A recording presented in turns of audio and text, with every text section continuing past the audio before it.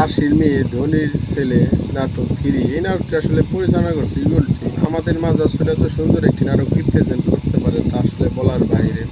Eagle টিভির আসলে প্রত্যেকটি নাটক আসলে দেখানো, আপনারা দেখলে বুঝতে পারবেন যে আসলে কত সুন্দর করে ইগল টিভি নাটক রিপ্রেজেন্ট করেছে। আসলে ধনী গরিবের মাঝে বৈষম্য আসলে আমাদের সারা জীবন হয়ে থাকে যাবে। কারণ হচ্ছে যে এরা আসলে কল্পনা করতে পারে না যে আসলে আমরা তাদের লেভেল যেতে পারি বা কোথাও স্ট্যাটাসের দিকে তারা মেল ফেলাতে পারে না। দেখেন যে আসলে ধনী গরিবের মাঝে আসলে আমরা কতটা ফারাক দেখতে পারি।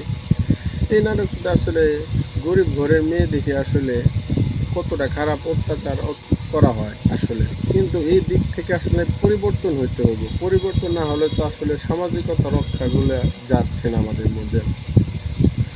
সর্বোপরি কথা হচ্ছে যে আসলে আমাদের সমাজে পরিবর্তন চাই আমাদের। এই নাটকটিতে আসলে দেখানো হয়েছে যে ফকর ভাই, কি অবস্থা?